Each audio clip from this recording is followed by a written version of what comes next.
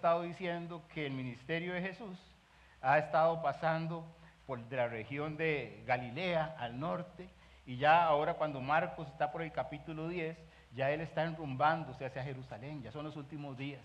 Y el Señor enfrenta una serie de adversidades, una serie de situaciones, y en medio de todos estos cuadros, en medio de todas estas cosas, el Señor nos enseña acá en Marcos 10, versículos 13 al 16, que van a aparecer en pantalla, este famoso pasaje donde los discípulos impiden o quieren impedir que los niños lleguen a Jesús. Y él dice, dejen a los niños venir a mí. El texto es el siguiente, dice la Biblia, Marcos 10, 13 al 16, y le presentaban niños para que los tocase, y los discípulos reprendían a los que los presentaban. Viéndolo Jesús se indignó y les dijo, dejad a los niños venir a mí y no se lo impidáis, porque de los tales es el reino de Dios. Y les dijo, de cierto os digo, que el que no reciba el reino de Dios como un niño, no entrará en él. Y tomándolos en los brazos, vea qué frase, poniendo las manos sobre ellos, los bendecía. Ese es nuestro Señor.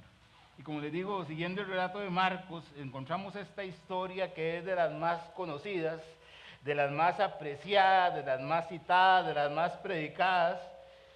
Y pues vamos a estar en este texto el día de hoy.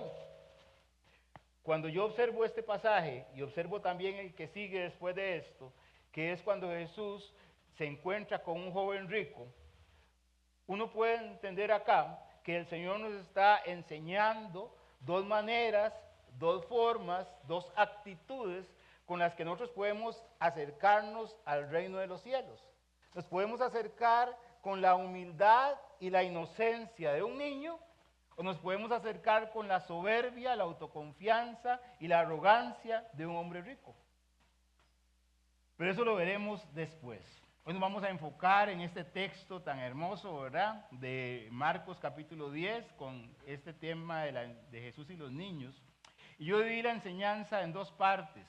La primera de ellas nos va a hablar acerca de tres actitudes de tres distintas personas o personajes que aparecen en esta historia. Y la segunda parte del mensaje tiene que ver con la enseñanza que Jesús nos da acerca de los niños.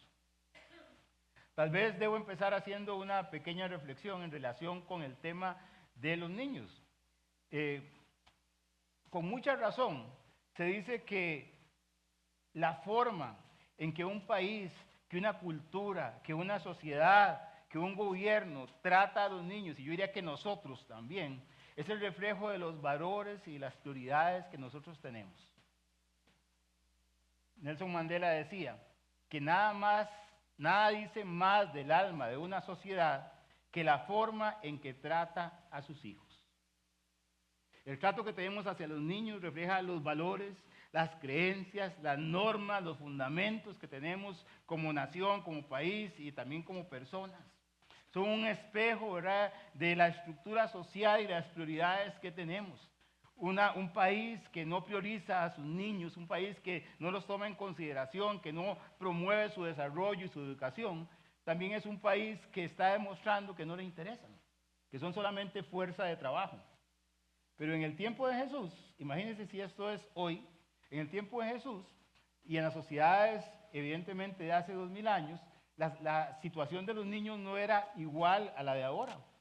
Ellos carecían de derechos, eran considerados fuerza de trabajo, normalmente eran insignificantes en la sociedad, podían considerarse hasta que estorbaban y eran altamente vulnerables a las enfermedades y el abandono. No tenemos estadísticas, pero ¿cómo se llama esto? La mortalidad infantil era altísima, no solamente en el momento del nacimiento, sino todo el tema del desarrollo, la infancia, imagínense antes, sin poder tener acceso a salud, etcétera. Y también había abandono, lo digo en memoria porque me estoy recordando en este momento, pero creo que inclusive en el derecho romano había una posibilidad en la que los padres que no querían hijos los podían ir a dejar a algunos lugares. Creo que es de donde nace la palabra orfanato. Pero había que tener muchos hijos, y en la sociedad de los judíos específicamente, esto era una norma, porque había que tener muchos hijos, y sobre todo ojalá hijos varones, Porque si usted tenía hijos varones, eso aseguraba que tendrían mayor mano de obra para poder trabajar la tierra, para poder trabajar con sus animales, etc. Si eran varones, también podía heredar sus bienes, porque bien, este no era un derecho que se trasladaba a las mujeres, y además perpetuar la línea genealógica, el apellido, ¿verdad? Y por eso tener hijos varones se celebraba. Y las mujeres tenían un papel mucho menos importante. Y las mujeres tenían un papel de dar hijos. Y si por alguna razón tenían esterilidad, eso era mal visto en la sociedad como un castigo divino. Como digo, los niños eran como un proyecto de adultos, no tenían ni voto en la sociedad y en la religión tampoco. Ellos estaban ahí, pero eran realmente importantes hasta que tenían 12 o 13 años, cuando, igual que hoy, los judíos celebran el Bar Mitzvah, que es esta celebración donde pasan de ser niños a ser llamados los hijos de la ley, y entonces a partir de ahora son responsables ante Dios y ante la gente por lo que hagan con la ley. A partir de ahora son sujetos, ahora son visibles, pero antes no. Y antes toda esa, la educación de ellos estaba en sus casas, era con sus padres, a menos que usted tuviera después de alguna edad el dinero suficiente para mandarlo a una escuela donde estaban los maestros de la ley. Y entonces usted demostraba con su comportamiento cómo era su familia. Si usted se portaba bien es que había sido bien educado. Bueno, eso creo que también se manifiesta hoy, ¿verdad? Pero para los rabinos, un niño era importante ya cuando era un hijo de la ley. Así que con esto en mente, solamente una pequeña introducción, me pareció interesante ponerlo en contexto. ¿Cuáles son las implicaciones de este pasaje? Y como les digo, yo encuentro 3 personajes y encuentro 3 actitudes hacia los niños, que es los que quisiera referirme esta mañana. Y la primera que veo es la preocupación de los padres. Dice ahí que le presentaban los niños para que los tocase. Y en el libro de Mateo adiciona y orase por ellos. O sea, le presentaban los niños para que Jesús los tocara y para que orara por ellos, para que los bendijera. No lo dice en este texto expresamente, pero claramente y en otras versiones también señala que los que llevaban los niños a Jesús eran sus padres, para que los tocase, para que los bendijera. Sus padres o eventualmente sus responsables, esos padres veían a sus hijos, a esos pequeños, como personas que necesitaban ser acercados al Señor. No podían acercarse por ellos mismos y entonces ahí estaban los padres llevándolos a Jesús, porque entendían que esos hijos ocupaban ser bendecidos. Necesitaban que Jesús orara por ellos. Y es por eso que sucede este pasaje. Según la ley de Moisés, había que presentar a los hijos delante del Señor. Y de acuerdo con el Talmud, también había que hacerlo. Esos eran padres que, igual que usted y yo, cuando tenemos ese privilegio, pues queremos que esos bebés que Dios nos da fueran o sean bendecidos. ¿Cierto o no que usted quiere desde el principio que nació ese niño, esa niña, que sean bendecidos? Quiere que les vaya bien, que Dios prospere sus caminos, ¿cierto o no? Pues estos señores eran iguales. Los que conocen el idioma, dice que tanto en este texto de Marcos como en Lucas, nos da, o la palabra que se usa aquí, que los trajeron, es un pretérito imperfecto, y lo que dice es que era una actitud constante. Es decir, no fue que ese día a alguien se le ocurrió traer unos niños a Jesús, sino que durante su ministerio la gente traía a los niños a Jesús. Aquí queda reseñado como un evento específico, pero que la actitud de los padres durante todo este tiempo era traer los niños a Jesús. De hecho, ustedes recuerdan en los sermones de la montaña que llegaban y que había 4,000 hombres, sin contar mujeres y niños. Es decir, había una actitud donde los niños también eran traídos para que escucharan, para que conocieran a Jesús. En este momento de la historia, Jesús ha tenido casi 3 años de ministerio. El nombre de Jesús es reconocido, es una marca tendencia en el pueblo. La gente sabe que hace milagros, la gente sabe que sana enfermos, la gente sabe que habla con autoridad como ninguna otra persona habla. Y entonces estos hombres, estas mujeres, estos padres, estos responsables entienden que es una bendición, que es una oportunidad el poder llevar a estos niños a Jesús. Habían estado oyendo el ministerio de Cristo los padres. No entendían muy bien que Jesús era el Hijo de Dios. Creían que era un maestro, creían que era un profeta, creían que era un hacedor de milagros, creían que hablaba muy bien. Pero en todo caso, este Jesús era lo mejor que les podía pasar a sus niños. Ellos veían en Jesús a alguien diferente, a alguien con autoridad, pero que también tenía el amor para poder ser acercados a ellos, para que no los rechazara, y tenía sabiduría para poder pues orar por ellos y bendecirlos. Como les dije, según la ley, los primogénitos varones debían ser presentados al Señor. Y según el Talmud, la instrucción judía de la ley de Moisés, los padres tenían que llevar a los niños ante los rabinos ahí en las sinagogas, para que ellos oraran por ellos y los bendijeran. Y esto ocurría, como les digo, ahí en las sinagogas, y el rabino oraba por ellos y los bendecía. Pero esta gente se habían dado cuenta, estos seguidores de Jesús se habían dado cuenta, esos oidores que habían estado por Galilea y que ahora están acercándose a Jerusalén, esta gente entiende que el que está ahí, no en la sinagoga, sino fuera, en las calles, es uno mayor que los rabinos. Es uno que era un profeta de Dios. ¿Quién podría ser más grande que Jesús en ese momento? Su reputación como profeta, como digo, lo antecedía. Era un hombre que todo el mundo quería tener relación con él. Y entonces ahí están los padres trayendo continuamente a los niños para que Jesús impusiera sus manos y orara por ellos. Los que conocen los idiomas antiguos señalan que la palabra aquí en el griego para usar a los niños es la palabra, en griego paidia.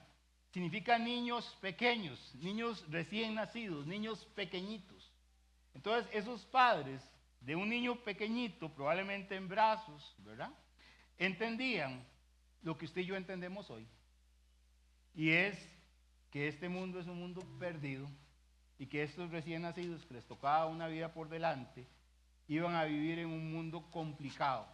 Y para vivir en un mundo complicado, los padres querían tener toda la ayuda posible. Querían tener la bendición de Dios sobre sus hijos. Y si eso sucedió hace 2000 años, imagínense ustedes y yo hoy, en este presente siglo malo. Usted como padre, ustedes que dicen amén como abuelos, conocemos que el mundo está extraviado. Decía Henry ahora que si usted va a la Biblia, usted no puede esperar un pronóstico positivo de que todo va a cambiar y va a ir para bien. Nosotros vivimos los últimos días antes de los últimos días. Este mundo está preparándose para la llegada de un anticristo. Entonces, hermanos, vivimos en un escenario complicadísimo. Piense en sus hijos, nietos de meses o de 1 año o de 2 años. Si el Señor no ha venido, ¿cómo va a ser la vida cuando lleguen a la escuela o al colegio? ¿Cómo va a ser la vida cuando sean jovencitos? ¿Usted puede pensar en esas cosas? ¿Ya las ha pensado? Pues usted me ayuda un tirito aquí.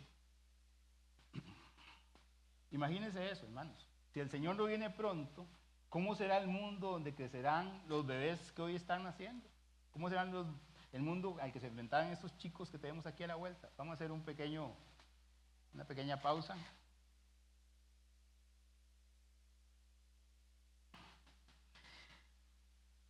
Hermanos, vivimos en un mundo difícil, en un mundo en conflicto. Usted ve las noticias y casi que es solamente doblar rodillas o ponerse a llorar. Guerras en todo el mundo, depravación moral, un mundo materialista.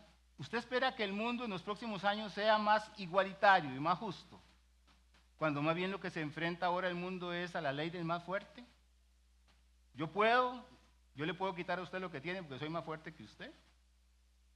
En estos días de antesala para la preparación de la llegada del anticristo, sinceramente no es el escenario ideal para que un niño se desarrolle. Y sabe que los niños pequeños, los niños medianos, los jóvenes, los adolescentes, todos, pero sobre todo ellos, necesitan la bendición del Señor, ¿cierto o no? Dios tendrá que protegerlos, hermanos. Dios tendrá que bendecirlos para que ellos puedan prosperar en este tiempo, en este mundo maldecido por el pecado.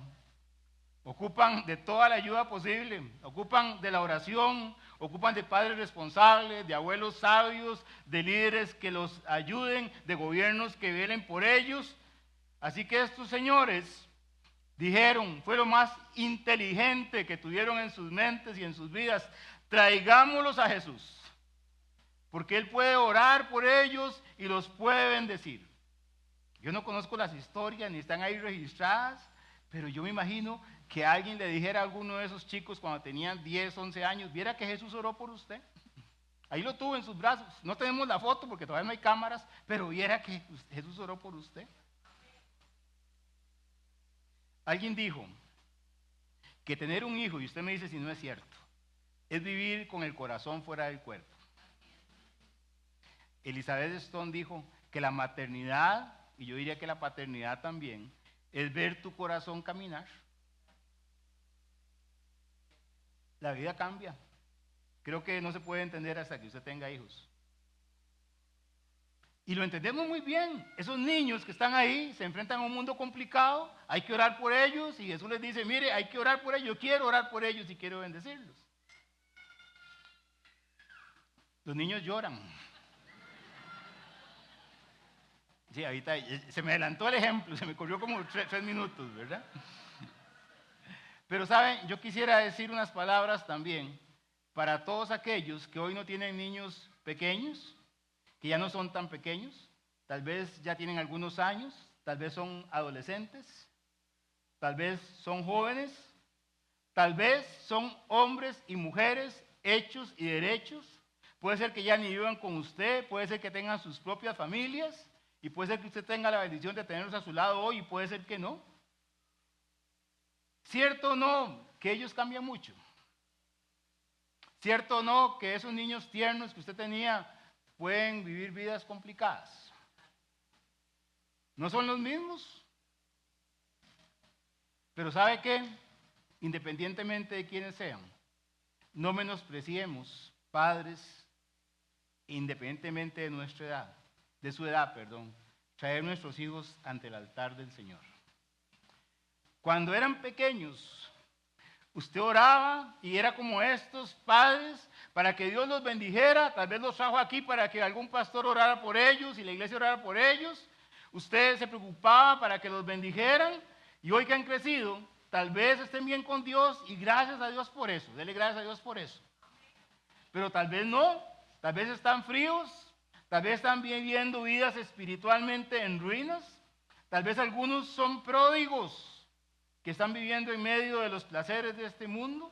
Tal vez algunos parece que tienen una amnesia de su fe y pareciera que nunca hubieran escuchado el Evangelio y viven vidas como si el Señor no existiera. Tal vez, digo yo, tal vez, usted hoy no puede echárselos al hombro como hace unos años, no puede agarrarlos, vestirlos y traerlos y sentarlos ahí, pero sí podemos doblar nuestras rodillas, hermanos, para depositarlos en el trono de la gracia, para que como el hijo pródigo puedan volver en sí, para que ellos puedan volver a los caminos del Señor, porque ¿sabe qué? No hay otra cosa mejor que usted y yo podemos hacer que depositar a nuestros hijos en las manos del Señor. No es depositarlos en un trabajo, no es depositarlos en una carrera, no es depositarlos en una persona que les pueda dar confianza y seguridad, solamente el Señor, hermanos. No hay lugar, no hay persona más relevante a la cual usted pueda presentar sus hijos si no es al Señor. Y eso no tiene edad. Pues como decía, tener un hijo es vivir con el corazón fuera de uno, ¿verdad? Y si tiene 3 hijos, tiene 3 corazones dando vueltas, ¿verdad? Esos son los padres, con una actitud de preocupación por sus hijos. Pero vemos a los discípulos tenían prejuicio. Los discípulos, cuando se acercan los padres con los chiquillos, ahí parecen un círculo de guardaespaldas que no quieren molestar al Señor, y entonces, controlando su agenda, no querían que nada ni nadie los arruinara. Mire, a las 12 tenemos almuerzo y vienen esos papás con los chiquillos aquí para que oren por ellos. No podemos. Y los dice la Biblia que ellos reprendían a los padres. Yo no sé cómo lo hicieron, si los empujaban, si los pateaban, no sé qué hacían, pero lo cierto del caso es que ellos estaban preocupados, frustrados. Su tiempo a solas se estaba arruinando por todo ese montón de chiquitos llorando ahí alrededor, dando vueltas, corriendo, uno tras otro, llegando, haciendo ruidos, causando molestias, arruinando su horario y sus planes. ¿Cierto o no que los niños pequeños hay veces nos pueden resultar algo incómodos? O nos generan incomodidad, tal vez no es que ellos son incómodos, nos generan incomodidad. Le preguntaba a una persona hace un tiempo que tenía un vuelo largo y le decía, ¿cómo le fue en el vuelo? Y dice, ay, fatal, dice, fatal. Venía con una señora con 2 güelas llorando delante mío 10 horas y no pude dormir nada. Pues así están los discípulos también. Hay veces el ambiente puede crearse y puede ser tenso. La otra razón es que los discípulos probablemente estaban menospreciando a los niños. ¿Recuerdan ustedes que les expliqué al principio que la cultura no era una cultura que fuera muy favorable a la niñez? Pues esa cultura también la tenían ellos. Y entonces ellos estaban pensando que el tiempo con el maestro era demasiado importante para gastarlo en atender unos bebés. Era más importante escuchar a Jesús predicando y discutiendo con los rabinos. ¿No era más importante que sanar a un ciego y estar orando por los chiquitos? Nuestro maestro es demasiado ocupado, está demasiado ocupado salvando al mundo como para abrazar a sus hijos, seguramente. Esa respuesta reflejaba su propio orgullo. Ya Jesús, y no lo vamos a leer por tiempo, en Mateo capítulo 18, había presentado a un niño porque los discípulos estaban discutiendo sobre quién era el mayor, ¿recuerdan? Y el Señor llamó a un niño y lo puso delante de ellos y dijo, ustedes tienen que ser como niños, ¿verdad? El mayor debe tener la actitud de un niño. Y ahora, a raíz de esta situación, Él les va a dar una refrescadita, un refresh de la enseñanza. Como les digo, ellos no tenían, estos discípulos habían estado con Jesús, pero las mentes, su cultura, su forma de pensar todavía no ha sido tan moldeada. Si usted recuerda, hace 21 días hablamos del divorcio. Y recuerdan que hablamos de cómo la sociedad tenía un desprecio sobre el divorcio, un desprecio sobre el matrimonio, y más bien decían que uno podía divorciarse de la esposa por cualquier causa. ¿Recuerdan ese pasaje? Y recuerdan que vimos que cuando los discípulos oyeron a Jesús explicar eso, ellos dijeron unas palabras. ¿Alguien las recuerda? Si es así, maestro, no conviene casarse, ¿verdad? Ellos tenían la cultura. Si fueran ticos, ellos hablaban de pura vida y gallo pinto. O sea, igual, ¿verdad? La cultura nos moldea. Entonces vemos, la actitud de los padres es de preocupación. La actitud de los discípulos es de un prejuicio. Pero la actitud de nuestro Señor es de disponibilidad y de disposición. Esa es la actitud de Jesús. Dice la Biblia, viéndolo Jesús, se indignó y les dijo, dejad, oh niños, venid a mí y no se lo impidáis, porque los tales es el reino de Dios. Lo primero que destaca este pasaje es la reacción de Jesús, una reacción emocional. Dice la Biblia que Jesús se indignó, se enojó, se molestó. Él vio esa actitud y dice, no, eso no puede ser, le causó malestar, rechazo. Él entendió que esta gente no estaban comprendiendo su corazón, no estaban entendiendo de qué se trataba la misión de la salvación que él estaba enseñando. Seguramente meneó la cabeza y pensó, estos no están en nada, ¿verdad? Estos no están en nada. Y lo segundo que vemos y que me tocó el corazón a mí, es la disponibilidad, la disposición, la asequibilidad de Jesús. Si en algo tenían razón los discípulos es que Jesús estaba muy ocupado. Y cuando hemos hablado de Marcos, hemos hablado de cómo Jesús madrugaba para orar, hemos hablado de cómo no lo dejaban ni almorzar, ni cómo no lo dejaban ni comer, porque todo el mundo estaba encima de él. Y aún así, con el tiempo corto, con la agenda extensa, que no tenía que tener distracciones, pero en el libro de Marcos y en los evangelios, pero en Marcos que hemos estado estudiando vez tras vez, tras vez, tras vez, Jesús hace un alto para tener misericordia de la gente, para tocar al ciego, para detenerse en el necesitado, para estar sacando su tiempo en su agenda, para estar disponible para otras personas. Hermanos, eso es un ejemplo para nosotros. Si usted quiere servir al Señor, uno debe estar dispuesto y disponible para tratar con la gente. Hoy tenemos una generación de líderes y de pastores y de maestros que parecen superestrellas, que para poder llegar a ellos usted tiene que agotar un año de discipulado y pasar por 4 o 5 líderes, porque usted no puede tocar al ungido de Jehová, porque no puede sacar una cita con él para que lo atienda. A menos que usted tenga el dinero suficiente para tentar su tiempo. Porque los pequeños problemas de la gente, el dolor de la gente, el dolor de la mamá o el papá o el señor que tiene a alguien enfermo en su casa, no es suficiente, porque está tan ocupado en los asuntos del reino que no puede dedicarle a la gente, y precisamente la gente es el reino. Entonces, hermanos, debemos aprender eso nosotros. Esa es la primera enseñanza de hoy, ¿verdad? La primera parte, las actitudes. Y la segunda es la enseñanza de Jesús. El segundo punto de este mensaje es la enseñanza de Jesús. ¿Qué nos enseña Jesús? Primero ya vimos las 3 actitudes: la actitud de preocupación, la actitud de prejuicio y la actitud de la disponibilidad y la presencia de Jesús. Pero ahora vemos la enseñanza. Y Jesús dijo: dejad a los niños, venid a mí y no se lo impidáis. Lo primero que nosotros tenemos que aprender acá es que Jesús desea que los niños vengan. Y aquí hay una gran lección. Es que los niños desean llegar a Jesús. En los tiempos en los que yo iba a la escuela, y creo que al kinder, no sé, ya los recuerdos de uno ya se van mezclando, ya no sabe uno de dónde son, pero hacíamos unos experimentos que era meter un frijol en un frasco de Herbert para que floreciera. Todavía lo hacen, todavía hay frijoles, todavía existen los frijoles, ¿verdad? Y lo ponía uno, y entonces lo ponía en un lado oscuro, a la parte de una ventana, ¿recuerdan? ¿Y qué hacía la plantita cuando salía? Buscaba hacia el sol. ¿Sabe? Los niños tienen una inclinación natural hacia el Señor, hacia Dios. Ellos quieren buscar a Dios, ellos no tienen los prejuicios de nosotros. Ellos lo buscan. Usted les habla de que hay un creador que hizo el cielo y la tierra, ellos dicen que sí. Usted les habla de que Dios los ama y ellos dicen que sí. Usted les dice a ellos: mire, vamos a orar porque papito Dios quiere escucharnos, y ellos lo hacen sin dudar. Tienen un corazón lindo, hermanos. Ellos escuchan con gozo las historias de la Biblia. ¿Sabe? Somos nosotros los viejos los que destruimos su fe con nuestras actitudes, con nuestros comentarios, con nuestras actuaciones incongruentes que generan prejuicios. Papá, ¿por qué? Dios es amor, sí. ¿Y Dios está en su corazón? Sí. Y si Dios es amor, ¿por qué usted pelea con mi mamá todos los días? ¿Verdad?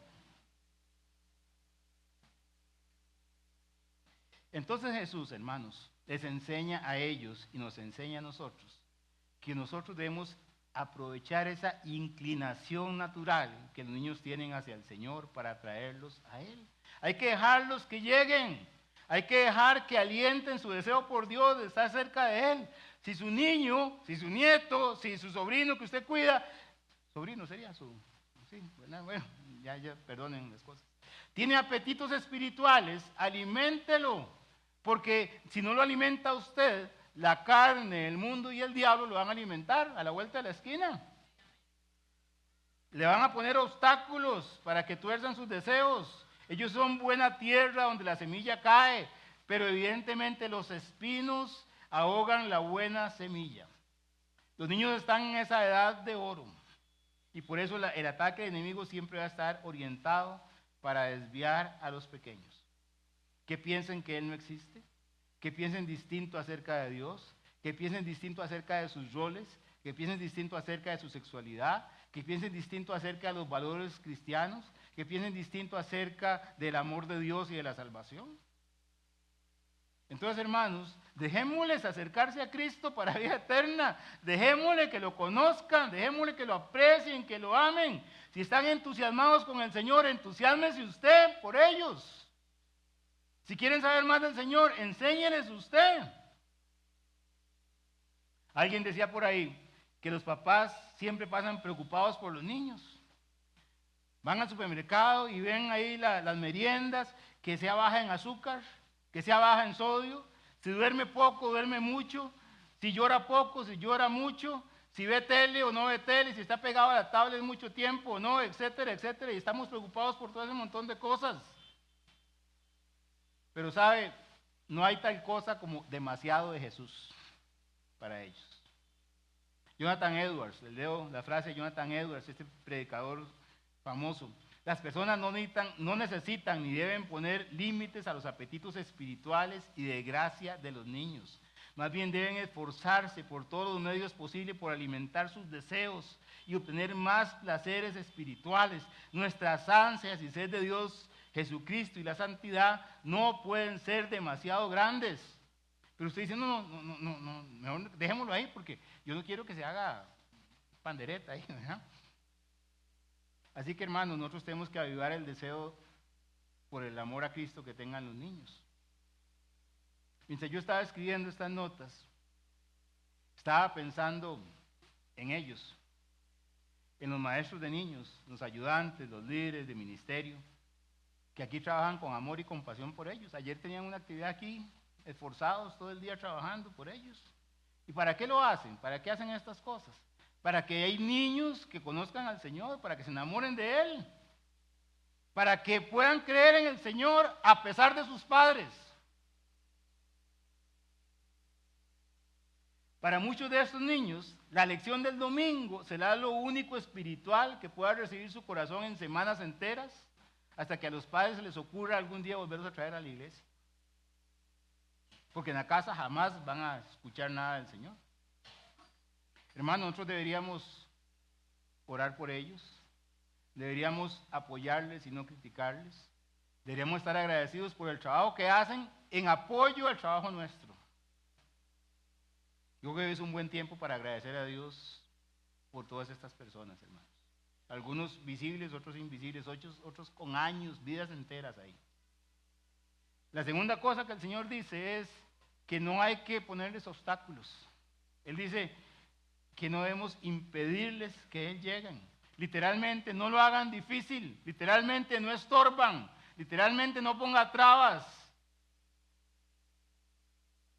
Jesús fue duro con eso. Con los religiosos, no acerca de los niños, sino acerca de la gente. A los religiosos de su tiempo les dijo: mas hay de vosotros, escribas y fariseos, maestros de la ley, conocedores de la ley, los que deberían estar guiando a los demás. Hay de vosotros, escribas y fariseos hipócritas, que cerráis el reino de los cielos delante de los hombres, pues ni entráis vosotros, ni dejáis de entrar a los que están entrando. Decía el Señor, palabras muy duras. Qué triste, hermanos, que nosotros podemos estar cerrando el cielo para otros. Y la pregunta aquí es, ¿cómo podemos nosotros impedir que los niños lleguen a Jesús? Evidentemente hay muchas formas en que usted y yo podemos ser un atraso, un estorbo. La primera es cuando usted y yo no llevamos la luz del Evangelio, porque ¿cómo invocarán en el cual no han creído? ¿Y cómo creerán en aquel que no han oído? ¿Cómo irán sin haber quien les predique? Cada vez que usted se esfuerza por sus niños o por otros para que el Evangelio pueda crecer, el Evangelio va a llegar y algunos de ese montón de corazones de niños, la palabra del Señor va a estar ahí y va a fructificar para el Señor. Pero ¿cómo invocarán si no han creído? ¿Cómo creerán si no han oído? ¿Cómo oirán sin haber quien les predique? Así que, hermanos, guardarse la semilla del Evangelio impide que los niños lleguen a Jesús. Una segunda forma es cuando usted y yo no alimentamos los corazones hambrientos de la presencia del Señor. Dice la Biblia que la fe viene por el oír y el oír viene por la palabra de Dios. Entonces, si no tienen fe, es porque la palabra de Dios no ha estado en sus vidas.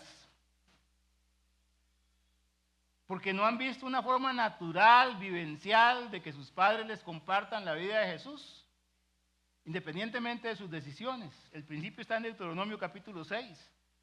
La Biblia dice, y estas palabras que yo te mando hoy, lo puedes leer conmigo, y estas palabras que yo te mando hoy estarán sobre tu corazón, y las repetirás a tus hijos, y hablarás de ellas estando en tu casa, y andando en el camino, y al acostarte, y cuando te levantes. Hermanos, en este contexto de la sociedad de ellos, el Señor está hablando que la palabra de Dios debe ser algo de la rutina diaria. Y no se está refiriendo acá a sacar un tiempo para que usted le recite el versículo del día. Se refiere a que en su andar diario, en su trabajo, en sus relaciones con sus compañeros, en su trato con el vecino, en la compra que usted fue a hacer al supermercado y que le dieron más devuelto el que ocupaba, que usted entonces pueda reflejar la vida del Señor y aprovechar los incidentes de la vida para explicarle a esa persona, a ese niñito, los principios del Señor. Hermanos, el Señor quiere que esas palabras estén primero en nuestro corazón. Y si están en nuestro corazón, las podemos compartir. Evidentemente, cada uno dará cuenta de lo que hace con lo que ha recibido. Pero hermanos, la repetición y la enseñanza en el contexto de la vida diaria, caminando, trabajando, manejando, es una oportunidad de transmitir la enseñanza del Señor. ¿Cómo estorbamos? En tercer lugar, cuando no los traemos a la iglesia ni apoyamos su participación en ella. Parece mentira, pero hay veces los chiquitos dicen, yo quiero ir a la iglesia, y los papás dicen, qué cansado. Como una reunión un sábado. Si los sábados son para descansar, es el día que yo lavo. Es el día que salimos a pasear todos como familia. Y después nos quejamos, hermanos. ¿Sabe cómo les estorbamos? Y esto es importantísimo. Cuando ellos vuelven a ver nuestras vidas y no alimentamos su fe, sino que más bien la debilitamos con nuestras acciones. Un niño que vive en un hogar donde solo escucha peleas y malos tratos, donde no ve amor entre sus padres, ¿qué idea puede tener del Dios de amor y de perdón?